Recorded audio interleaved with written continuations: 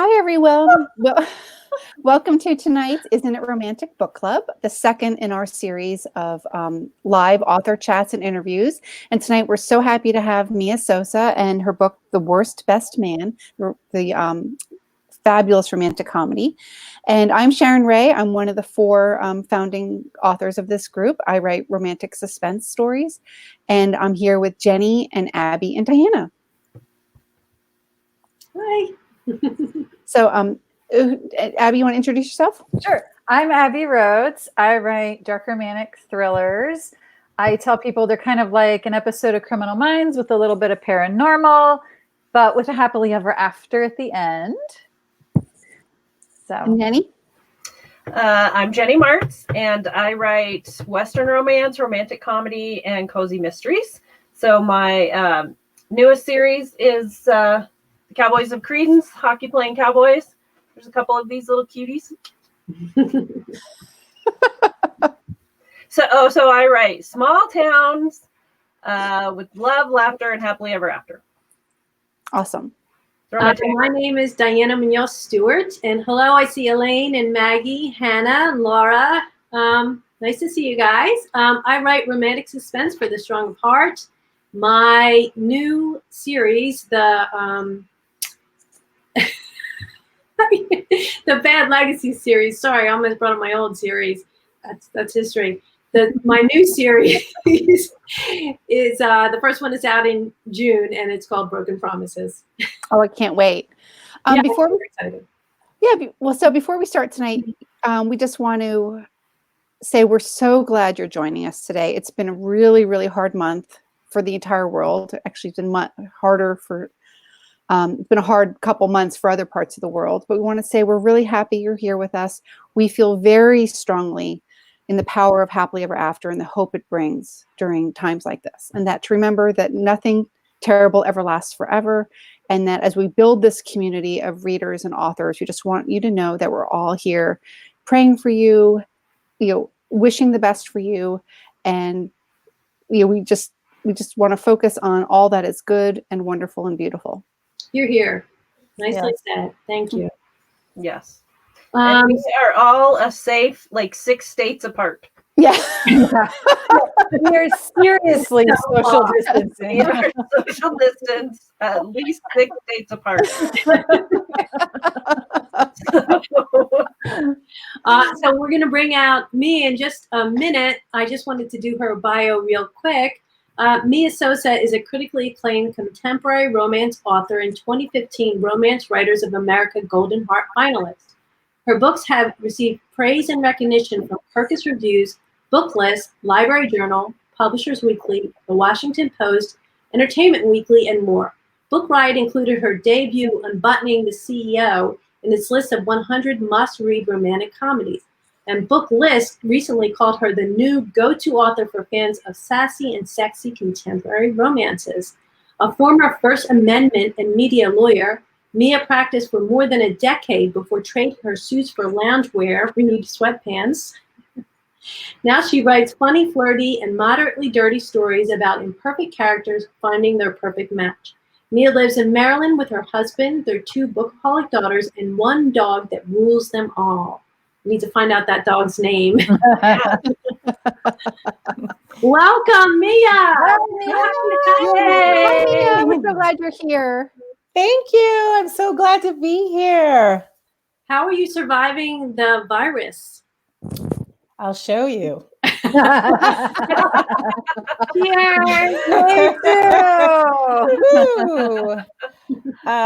Well, I have my 2 daughters and my husband who are here. We're all together. We're social distancing. Actually, today was the first day that I went beyond my neighborhood to Target, and it's been 2 weeks. Wow. And that's odd. I've just never been in that situation, but we're holding up. We're together, and everybody's safe and healthy. And so, for now, I'm holding on to that. Yeah, it's funny because I find that at first everybody was like a little antsy and agitated. We couldn't get out, and then we're like, okay, this is the way it is. It's like, hey, how are you? You know, so Right. now we're communicating and we're having more family dinners than we ever had before because everyone's here. You know, there's no one's ever late for dinner. So, Right. but you know, I find interesting that you graduated from University of Pennsylvania and Yale Law School, and you found your career happily ever after writing romance. I know. You This, wanna tell us now about that? somebody needs to do a study about the number of lawyers Yes, I Yeah. agree. who are romance writers, because there are many. And I gather that my story is probably similar to other folks, but I was practicing in Washington, D.C., and I'd been doing that for about 10 years. And I was traveling a lot. And when I traveled, I read romance, as one does, right?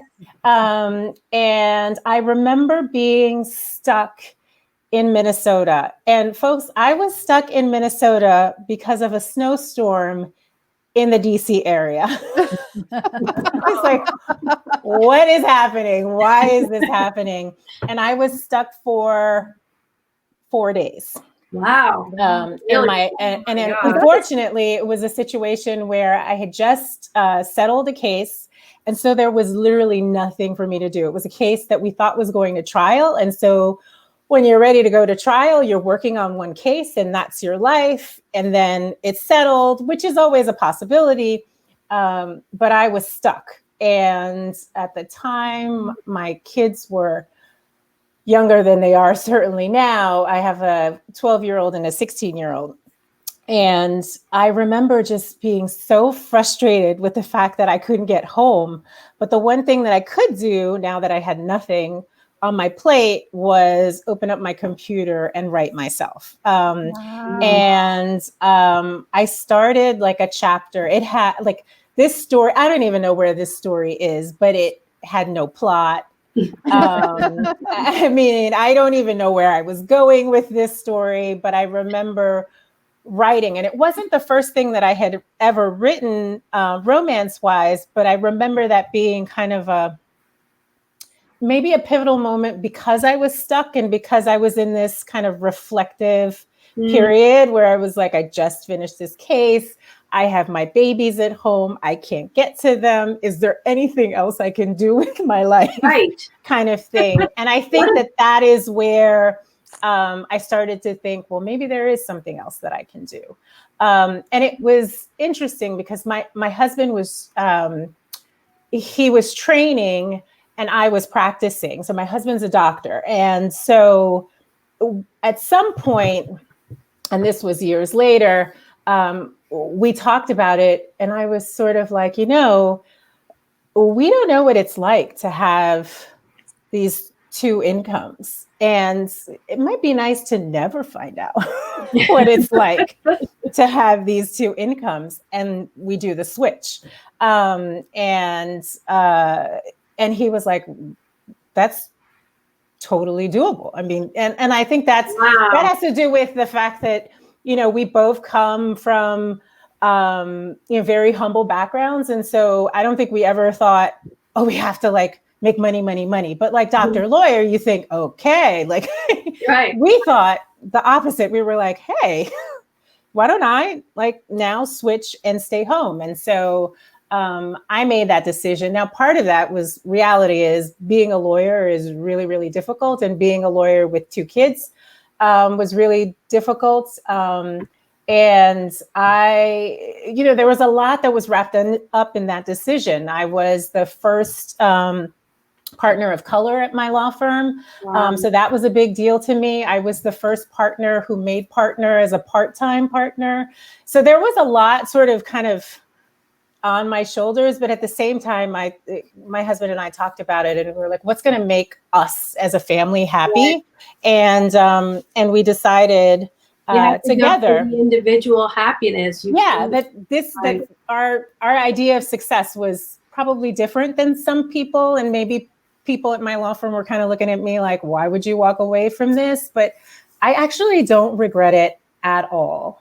And writing romance has been so fantastic, and meeting people like the authors that I meet, they're just so amazing, and it's such a wonderful community in so many ways. I just feel like I feel so lucky that I have this second career that has exposed me to all of these bright people, these and kind I feel people. so lucky for that snowstorm. I mean, I know. Like that snowstorm was and what a great story that we can share with everybody tonight, because sometimes things happen that, make you pull back and reevaluate, and that can change your life for the better. And like what you did, you ended up benefiting not just your family, but all of the readers that have read your books and enjoyed them. Yeah, I mean, I'm happy with what I'm doing now. And the difference is, I think the reason why I know I made the right choice is there were many times when I was practicing that I was in my office at 2 or 3 o'clock in the morning. Everybody was asleep and I was miserable. I was working on a brief and I was just like, what am I doing with myself? If I am in this office, and sometimes I am at 2 o'clock and 3 o'clock in the morning when I'm working on deadline, I am never miserable. And I'm almost like mad at myself that I have to go to sleep. I'm like, body, just stay up. Like I want to stay up and finish it, but I just can't. I can't do all-nighters anymore. But I think that that's a sign of the fact that I chose well. And that I chose correctly, at least for myself and for my family. I think that also shows the difference between when you're doing a job and when you're doing the thing that feeds your soul. Right. Like I think that's exactly right. Yeah. Totally agree. Yeah. And Mia, I have a question. Like after the snowstorm, when you started writing, how long, and I probably ought to ask all of you guys, how long did it take from that moment till you got published? Oof. I had to think of when that snowstorm was. Was it the big Snowmageddon? Yeah. That wasn't that 2012? So it was 2012. I stopped in 2014. I was published by December 2015. Wow, that's really good. Yeah. I think I was. And I think that a large part of that was the Golden Heart. That definitely helped get me published sooner. You were 15? December 2015, yeah. With me and Diana. Wow. Yeah. So December 2012. What, Jenny? Oh, I was December 2012. It was when my first book was published too. Oh, really? 2012. Okay. December. December's a lucky month for first publication. It was like the day before my birthday or something. Oh, how cool. Yeah. I love that. Oh, that's wonderful. So I have a question for you, Mia. Okay. Yeah. Well, and I have a question for all the readers out there listening into this too. Can you tell us, all of you tuning in, what was your favorite scene in the book? Oh. Okay. Because I want to know, Mia, what your favorite scene was, but I want to tell you, I had two. And my first favorite scene was where Max ate the hot pepper. And I just, as I'm reading that, I'm thinking, oh my God, I would murder her for doing that to me. And he took it so well. And that just like endeared me to him. He's the hero. He has to take it well. He did. That solidified my love for him, And then my next favorite scene was when she, after the boss, I can't remember her name, found Rebecca. out. Yes, Rebecca found out that they all knew each other, and she's in the bathroom and Max is outside the door, and he tells the lady she's having a menstrual situation. Right? Died laughing, and then she's like, he's like, what, a mental situation? He's like, oh no, I would never joke about that. Menstrual. And I just laughed so hard. And then that was so sweet when he came in and he was hugging her. And that just, no. melted my heart. So I love much. it. Yay! So I'm those were glad. my favorites. So what was your favorite, Mia? Okay, so I have two favorites, which are different than your favorites. The first favorite I have is the scene in which she brings him to her family's grocery, and he doesn't realize that he's going to be meeting the family, and That was good too. they're like, That was great. and he's like, oh my gosh, yeah, checkmate. And then they put him through his paces, which I loved. And then the other favorite is when they, as you know, at some point they separate, and after the Black moment, they go their separate ways, and Lena goes and does, her night out with her family, and he goes out with Dean, and they go to this lounge, and he gets on stage and does his he does his spoken word monologue, and I just envision it in my head. Like I can just see this guy doing this and going like, Lena, I love you, Lena, and totally drunk, right? And so that one in my head, I remember as I was trying to write the scene, I was kind of like, how many Lenas? And I was like literally at my desk going, Lena. So I hope to see that one day, like actually have somebody do that on screen. I swear it would be awesome. That would be great. Who would you pick? Who would you pick to do that? So people have asked me this, and I've already I've got it down in my head. The guy who I would get to pick Max is, I don't know if you know this guy. His name is Thomas Boudouin. And he, you may know something that he was in. It's called The Spirit of Christmas. And he was a ghost. And he was a really, really sexy ghost. and he also plays in, I think he's playing in a Hallmark movie right now. But I think he has that kind kind of goofiness, but also sexiness that I think a person like Max requires. Right? I'm trying to Google him right now. Yeah, you should Google him. After we Google. He's actually, and he's Canadian. So, but he is, when I envision Max, he's the guy that I envision. Well, Catherine Walker said she loved the bathroom scene. Oh, that's the one that Abbie was talking about, right? Yes. Okay, Mia, is this him? Wait. Oh, he's on Blacklist. Absolutely. Wow. Absolutely. That's him. Yeah. There's Max. He's very nice. Yes. Very nice. Britt says he's on Backlist. Is that Blacklist? Right? Blacklist. Yes, Britt says he's on Backlist. So really? Blacklist. I did not know that. Yeah. I've only seen like the first 3 seasons of that show. I have to go Google him too. That's good to know. There you go. My work here is done. All right.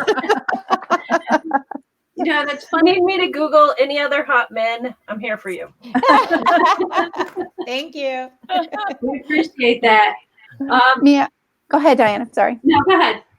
So, Mia, I have a question. I love the scene where they have to show the bed, right? I just absolutely love that trope. And I was wondering, and I wonder if any of the readers know this, are you a fan of movies like It Happened One Night, or even the old General Hospital episodes where Luke and Laura had the Wall of Jericho blanket across between them? I'm just wondering where you pulled the inspiration for that.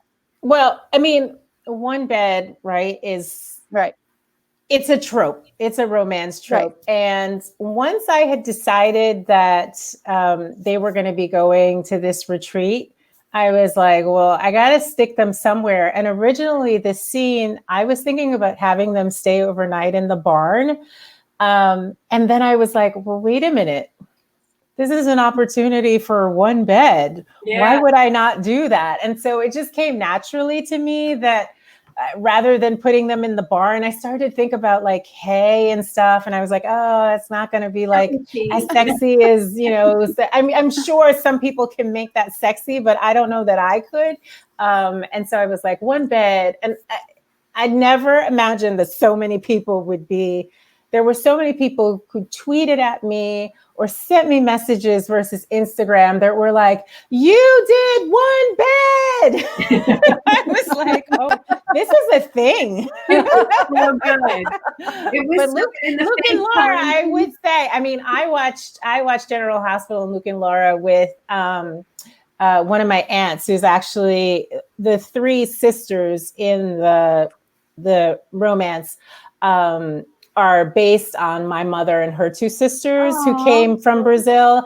And so, yeah, I mean, now that you say it, I kind of feel like, oh, because I remember us watching it after I came home from school. We watched General Hospital together. But I never thought about that when I was writing it. It was just kind of one of those things where I was like, barn bed. Let's go with the bed. I'd go with the bed too. Yeah. Well, Kat mentioned that she said she loved any scenes with the cousin, that she loved her character. Oh, Yeah. Natalia. Natalia is outrageous. And do I have a cousin like that? Yes. And did she text me while she was reading it? Yes. Did she think that it was based on her? Yes. Did I reveal that it was based on her? No. I was like, no, it isn't. It isn't. Not at all. But everybody knows it is. Yeah, I have family members who have zero filter, and one of my cousins is exactly like that. And so, it's really funny because I've definitely seen people are like, they're so outrageous, and I'm like, folks, welcome to my life. Like, this is like my family. I'm not like pulling this out from like anywhere. This is like really giving you a sense of some of the people who have been in my life for years and years. Oh, yeah. I don't know that you want that, but you sound like a lot of fun. Definitely a lot of fun. But yeah, I mean, the thing that I love about this story is that when I read pieces of it, it just reminds me of them. So it kind of it's very close to my heart. Aww. Well, I also love all the food in the book. Yeah. I love to eat. Like, I'm really big about eating. Right. Yeah. Well, a lot of my books, most of my books tend to have Abbie. Oh, okay. So most of my books tend to have food in them. That's just something that I like. I think it's relatable to people to show the joy of food on the page. But I also think it's, for me, it's culturally significant. It's a way to get to know the characters, and it's a way to really show my love for the food that I grew up with. And Lena it really is part of her life. And I love that she eats and she I love that. Does not apologize for it. Right. She does not apologize for it. Welcome back. It's my internet has been doing that all day long. No. Glad you're back. Yeah. We were just talking about the fact that Lena likes to eat. And she makes no qualms about it, and she makes no excuses. And I just love that about her. Do you think that, that is kind of a shift we see in romance, where we don't have the characters who are, super petite and, perfect? Yeah, I think that we're, look, I think that the crop of new romance writers, of which I think we are all a part, are fully aware of kind of the role we play in normalizing certain things. And I'm glad to see that people are taking that on.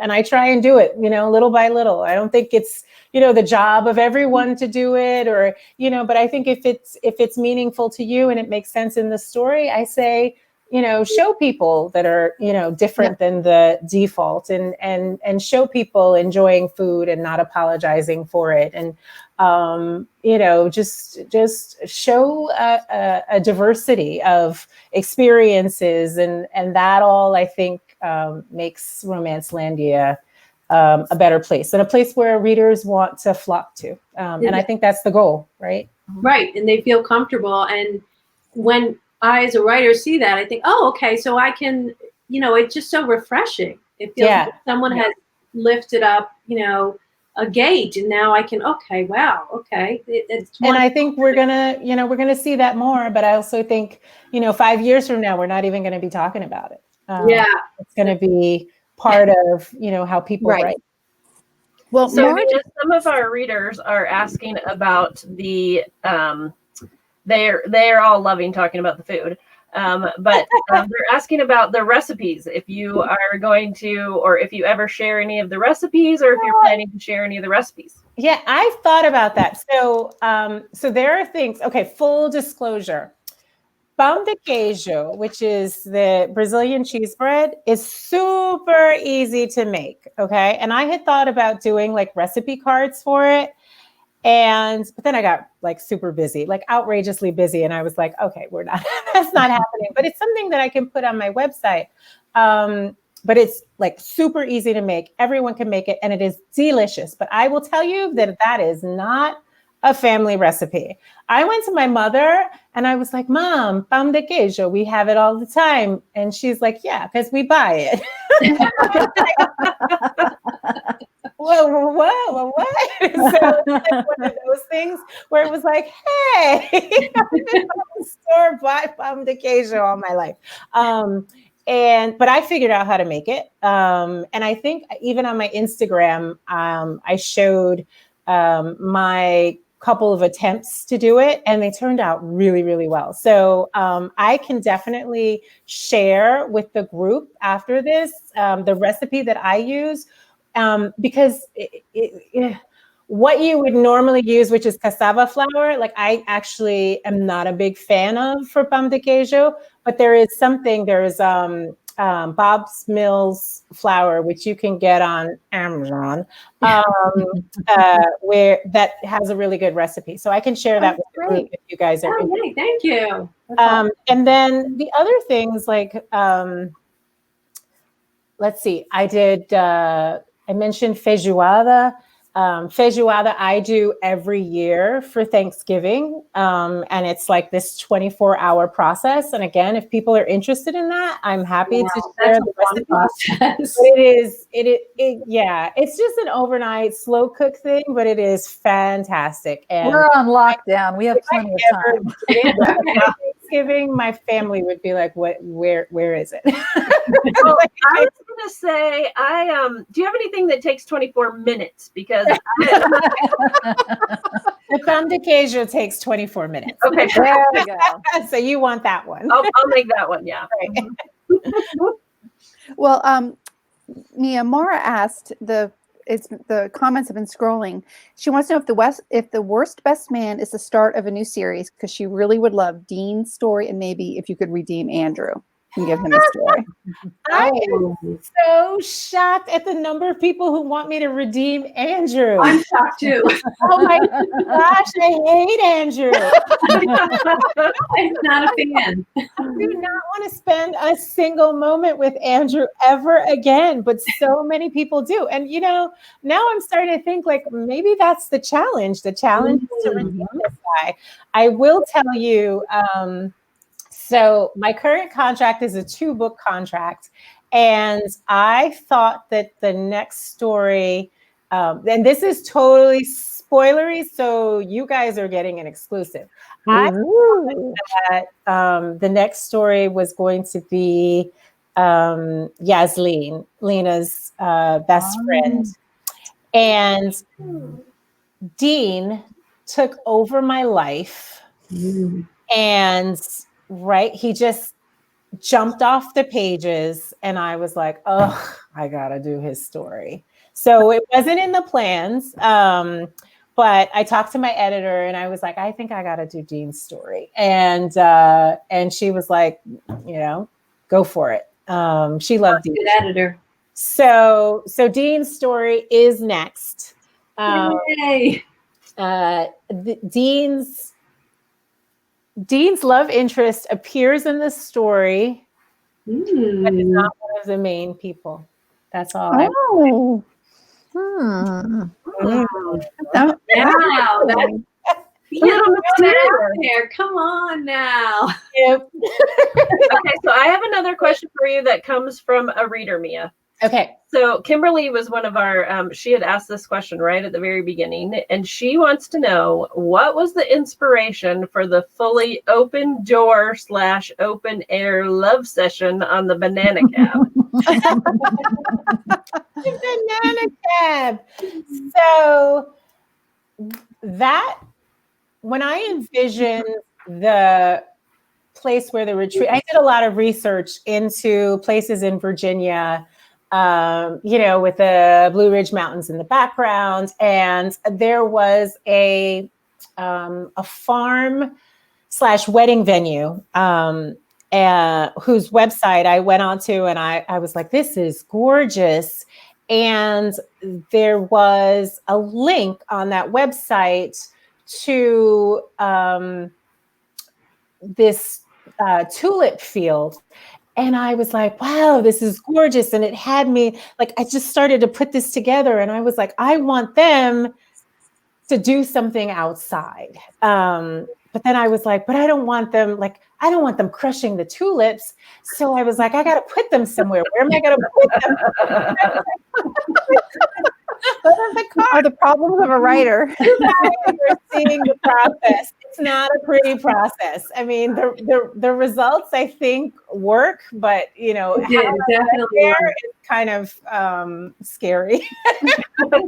Yeah, I mean, in my head, I was sort of like, oh, I envision this with the just the beautiful flowers and the. I knew something was up when she wore that shirt with the belt. I was like, okay, something's gonna happen. Right? It had to happen. I was like, okay, I got to think strategically. I can't forget what she's wearing. If I put her in jeans, this is going to be a mess. So, yeah, I was trying to think ahead. That was a great scene. Well, speaking of that whole interlude there at the retreat. Yeah. Okay, I gotta know. Have you ever done the thing in the plastic ball? Like absolutely not. I was like, that sounded like so much fun. Not. And if you want to know process, this is how we get here. We were thinking about, and this was last year, thinking about one of my daughter's birthdays, and we thought, how fun would it be if we got these like big inflatable balls and we did that in the backyard with her friends?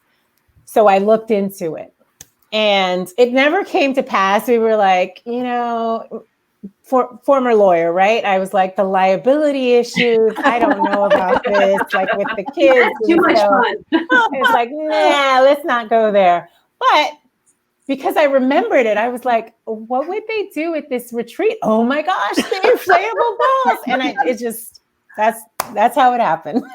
Wow. I love that scene. That was good. But there are all of these amazing YouTube videos where they show people doing it for the first time, and it is hilarious. And so I was like, okay, I can envision them doing this. And again, when I wrote this book, the way that I worked out the scenes is I had to envision it as something that could actually play on screen. Because for me, if it's a rom-com, it has to work as a rom-com on screen.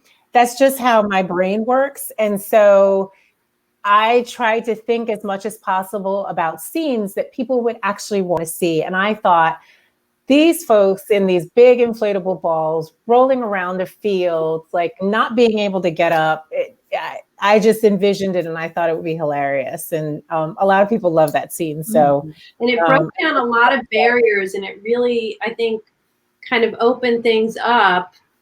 So when this is one of my favorite scenes where he has 3 things about her that he would that he likes, or I can't remember the exact wording. That he would ask more Like- or do more of. He wishes that the other would do more of. That was incredible. That scene just had me in goosebumps. I just loved it so much. Where did you get the idea for something like that? Well, once I knew that they were at the retreat, so the retreat was that was one of the toughest parts of writing the story for me, because the one thing that I was concerned about is, do you go too far? It's a couples retreat. People are there for privacy. How do you get beyond that? So you'll see that like there are things where they have this discussion, like we don't want to hear, other people's private conversations. Yeah, I love that. And so I get them out of there really quick. Like they have their sort of disclosures, but then I get them out of there because I didn't like, I want people to not get caught up in that. I want them to sort of feel comfortable in the story and say to themselves, okay, I'm with these characters. They're not doing anything inappropriate. Because I do that sometimes when I'm reading. I'm like, wait a minute, they shouldn't do that. You've just disclosed medical, private medical information or whatever. And then you're off on like a tangent and, that's not where you want to be. But what I wanted them to have a conversation that was going to allow her to open up where she normally wouldn't open up. And I thought that was the one place where I thought Lena being put in that position would kind of open the door to her doing that. But it was important for me that she be the person to decide. So at some point he says like, don't you have that phone call? Let's get out of here. And she actually is the one that says, no, I don't have that call. It's been moved. So that it's clear that it's not her being pushed into this, but that she chose to have this conversation with him. Reveals that story, which is so personal to her. Right. It is such a big deal, such a big step forward in her character arc. It was a great scene. I just loved it. Oh, thank you. Well, and too, I love that Max gave her that out. Do you know what I mean? Like that just the simple fact that he did that, and it's just a small thing, but him giving her that out, just again, it's like endeared me to him because Max is the favorite of everyone. I'm like, okay, but I love Lena. But everybody's like, Max, where can I get a Max? And I'm like, okay, whatever. Well, but he is. Someone awesome. did ask in the comments, who would you get to play Lena? So someone asked.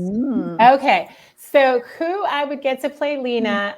In my head, it's Yaya DaCosta. And I don't know if anybody knows it, but she plays, she's on Chicago Med now, and she was on America's Next Top Model years ago, and she's actually Brazilian American. So, so she has the background that I envisioned. The important thing is she's Afro-Latina, which is really important to me. And there you go. There she is. I love her so much.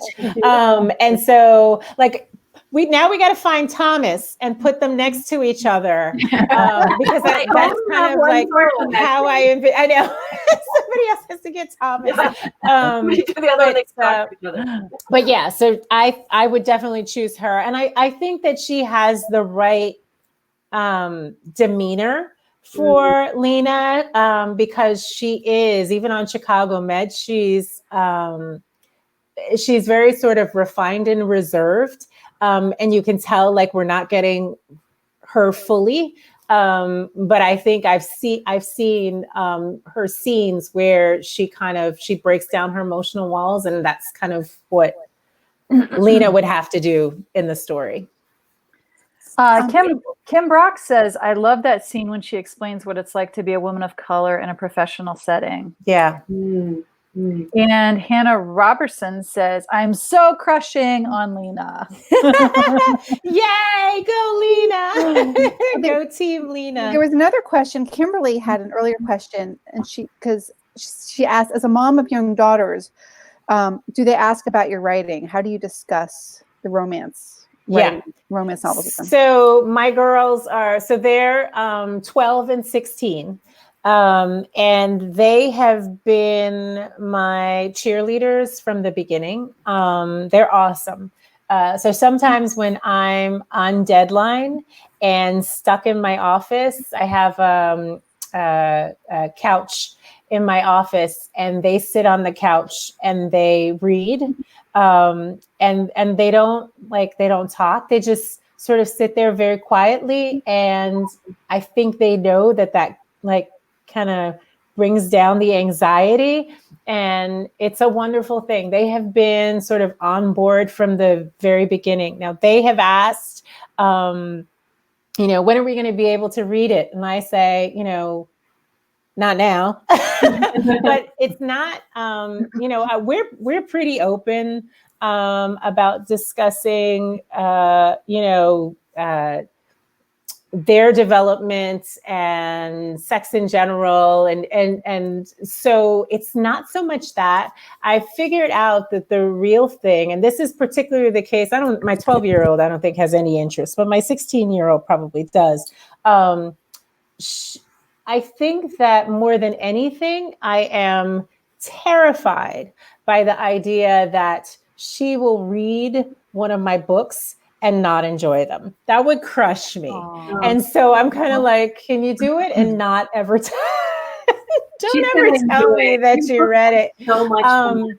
And the thing is, it's like, I know that I was reading romance at 14, 15, 16. And so it wouldn't surprise me, if she read my books. I don't think that she would tell me, but I also wouldn't be like, that kind of thing. I wouldn't have that reaction. But I would hope that, she reads it later, way later. But, I know my mother probably would have hoped that I never read anything that I read at 14, 15, but I did. And I turned out just fine. So yeah, we talk about it. They know a lot about it.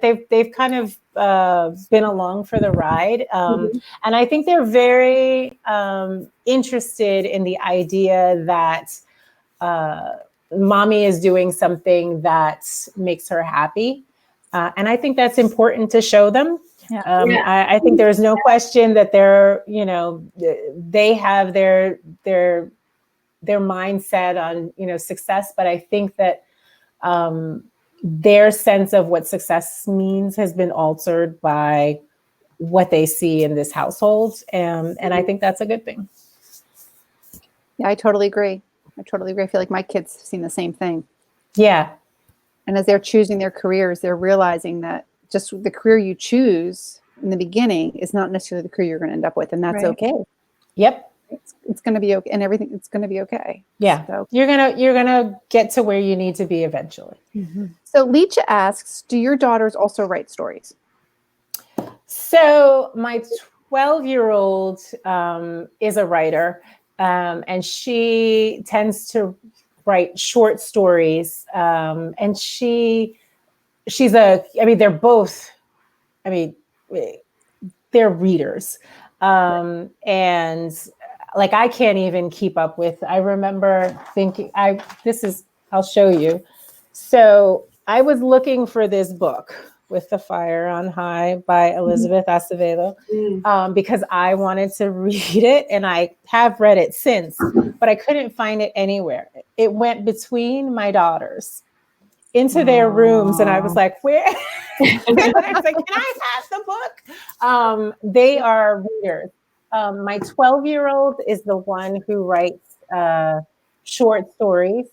My 16-year-old, I don't think she doesn't have the writing bug. She is a great writer, but she hasn't shown any interest in it. My 16-year-old is like, she is all about sustainability and conservation, and that's her thing. And so, she's the one who's like, today I learned that plastic bags actually shouldn't be recycle. And I'm like, what? Like, what? Like, that kind of thing. We're getting all of this information on a daily basis. But the 12-year-old is the one who writes stories, and they're stories about people that she has met. And it's almost like they're aspirational, because sometimes they're like for people who she hasn't had like a good relationship with at school, and then she like turns them into wonderful people. Oh, so that's And I'm like, oh, okay. That's kind of neat. Yeah. Showing their potential. So that's interesting. If there's anybody who I think would follow in mommy's footsteps and write, it would be my 12-year-old. Kimberly wants to know, can you also share any of the romance authors that you're currently enjoying? Currently enjoying. I am actually reading an arc. Oh, it's not here. It's upstairs in my bedroom, by Yafa Santos. She is a debut author, and she's coming out with a book called A Taste of Sage. And that is coming out in May, I believe. And it is the heroine is a Dominican American chef. And the hero is a chef as well. And the heroine has the ability to sense people's emotions by tasting their food. That's really interesting. Oh. And I'm only like, maybe 2 chapters in. I just started it a couple of days ago, but I'm like really like into this idea, and I'm like, how is this going to work? And so I'm really excited about that. I am, let's see, recent. Okay, you may laugh, but one of my most recent reads was Lord of Scoundrels. Oh yeah. I am so late to the Lord of Scoundrels game. But when I tell you, I like devoured that story. I was like, oh my gosh, this is so good. Why didn't I read this before? And I tell people all the time, I'm not a historical romance reader, but every historical romance that I've read, I've absolutely loved. Yeah. So That's the thing about romance. There's so many different genres, and there's such a richness. Yeah. I love it when you find another author who I love right now is Adriana Herrera, who does the Dreamer series. I just think she's so fantastic on so many levels. But her books are so rich in culture, and I love the inclusivity. So I'm really enjoying her stories. Oh, that's awesome. Nice. Awesome. Sorry, go ahead. No, sorry, I'm having trouble with the Facebook page, so just ignore me. I'm right there. All right, so I wanted to just ask you one question about how you came up with the idea of having a wedding planner who had to get together with her ex-fiance's boyfriend, because to me that was like, that's so mean. So mean. Like, I know it's part of our author thing to torture our characters. I know that is a bit torture. much. Yeah. But Okay. that prologue, like, is such a hook. Oh yeah. Right. Yeah. You have to keep reading after you read that prologue. You're like, how is this going to work? Right. Yeah. Okay. So the story there, and Sharon and Diana, you will get a kick out of this, because it all started with our Golden Heart class. So there was a discussion, and I think it was the Ruby Slippered Sisterhood. Is that right? Is that what it's called? Ruby's Slippered Sisterhood? Okay. Yeah. So you know how they have those meet the Golden Heart finalists? Yeah. Well, I had talked about a book, because they were one of the questions was what are you up to next? And I had in my head at that point a book, and the title was The Wedding Disorganizer. Okay. And the idea in my head was that there was going to be this wedding planner who obviously was trying to pull off the wedding of, the century, that kind of thing. This was going to be sort of high stakes. She needed to do well with this wedding for whatever reason. I hadn't worked that part out yet. But there was going to be the brother of the bride. And the brother of the bride, for reasons that I had not worked out yet, was not going to want that marriage to happen. And so, right, the critical conflict was going to be the wedding planner wanted to get this wedding to happen. The brother of the bride didn't. They were going to be at odds. I envisioned lots of hijinks, lots of stuff going on in order to make this go astray. And when I started to think about it and actually sit down to write a synopsis, I started to get uncomfortable with the idea that the brother of this bride would have any say about who his sister married. And so it was kind of one of those, I was like, I can't get out of this. I just don't feel comfortable with the fundamental premise of this book, but I wanted to do a book about a wedding planner. And it's because when we talk about different careers, one of the careers that I think that I definitely had envisioned at one point was as a wedding planner. And so I wanted this to happen.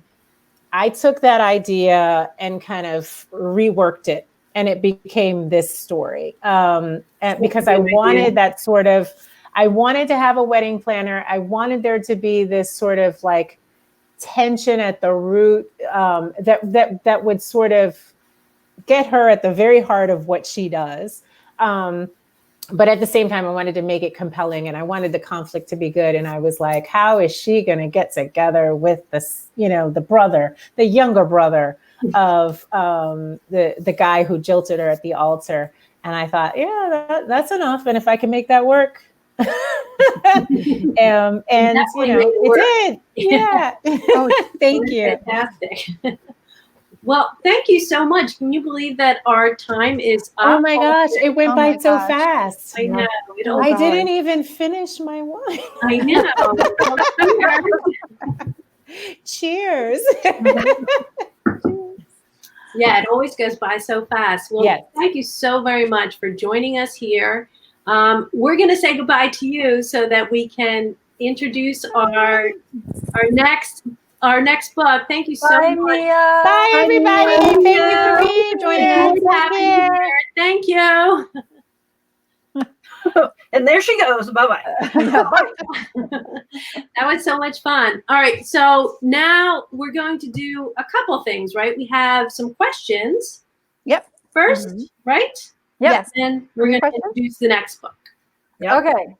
So, you all know how Mia's book had a lot of food in it, a lot of really good food.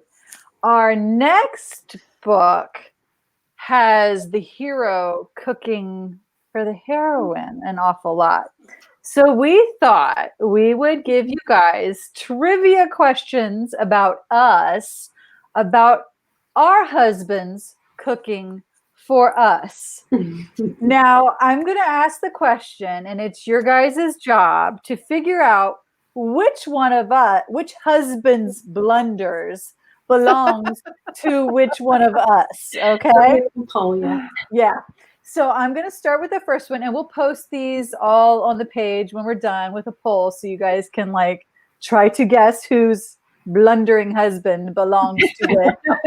So, all right. So the first one is, whose husband tried to make a lemon meringue pie, but had read that you could use Cool Whip as the meringue?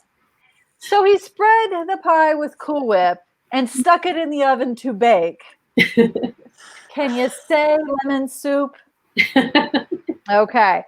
Now the next one is, whose husband made his father's famous fish stew and beer bread for an anniversary dinner, only to discover that fish stew meant a can of oily tuna and in a pot with canned peas, canned potatoes, and ketchup.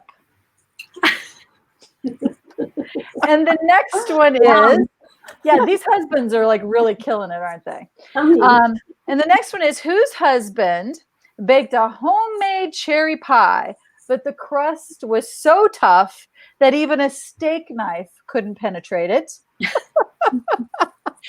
And then that last one is, whose husband used to make her Velveeta and Miracle Whip sandwiches when they dated? And so we'll put all these questions up and then put a poll for each one so that you guys can guess which blundering, bad cooking husband belongs to which one of us. And I've worked very hard to keep my detective sleuth face on. Not give away. And I'm laughing at all the comments. I know. And all the comments. Yeah, our husbands are winners at this, right? So, are we ready for our reveal? We're ready. Oh, are we ready for our reveal? Hold on a second.